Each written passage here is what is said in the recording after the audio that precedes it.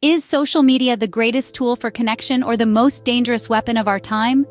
This paradox shapes our understanding of social media. On one hand, it's a remarkable tool, connecting us with people across the globe, offering boundless knowledge, and transforming how we share information.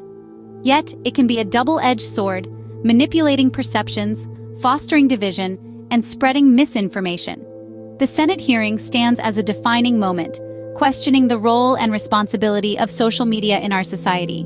As the power of social media grows, so too does the responsibility of those who wield it.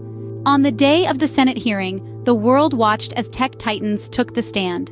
The atmosphere was tense, charged with anticipation, as the leaders of some of the world's most powerful social media platforms prepared to face the music.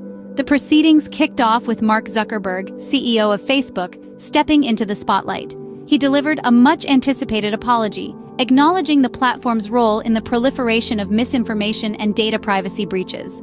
His words resonated across the globe. "We're sorry, we need to do better," he said, his tone laced with regret and determination. Following Zuckerberg's apology, the accusations began to fly. "You have blood on your hands," a statement that echoed around the room, directed at the tech CEOs. This stark phrase encapsulated the concerns of many who believe that these platforms have played a significant role in recent societal upheavals and tragedies. The hearing then shifted its focus to the broader issues at stake. Misinformation, data privacy, and the role of social media in shaping our society were all under the microscope. The senators grilled the CEOs on their platform's policies, their measures to combat fake news, and their commitment to user privacy. The CEOs, in turn, defended their platforms, outlining the steps they were taking to address these issues. They spoke of increased transparency, stricter content moderation, and enhanced privacy measures. But the question remained: were these promises enough to quell the mounting concerns? The hearing was a watershed moment, a public reckoning for the tech industry. It highlighted the immense power and responsibility that these platforms wield, and the urgent need for accountability and reform.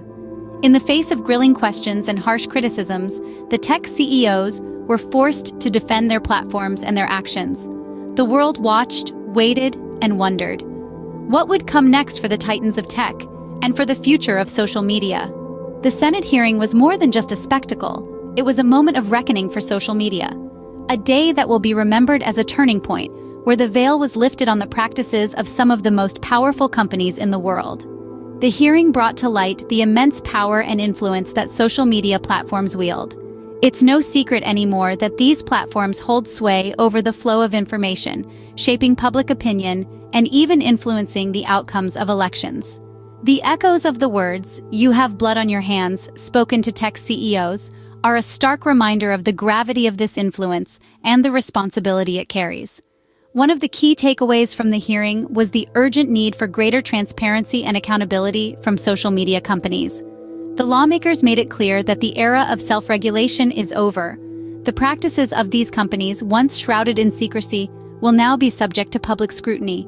The need for transparency extends beyond their algorithms. It's about how they handle user data, how they moderate content, and how they make decisions that impact billions of lives.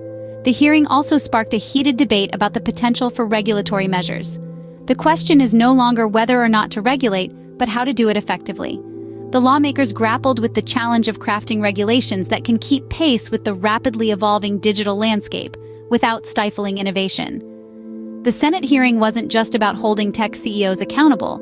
It was also about starting a much-needed conversation about the power and influence of social media platforms. A conversation that will shape the future of our digital society. As the dust settles on the Senate hearing, the questions it raised about the role of social media in our society continue to echo. This isn't the end of the story, but merely the beginning. The dialogue has started, the world is watching, and the future of social media hangs in the balance. In the aftermath of the Senate hearing, the future of social media hangs in the balance. The hearing's echoes could bring about pivotal regulatory changes, causing a seismic shift in public opinion. Tech giants are not just observers. They are in the eye of this storm, responding to the criticisms with promises of transformation. Their actions will determine the trajectory of this digital revolution. As we navigate the digital age, the question remains: how will we shape the power of social media, and how will it shape us?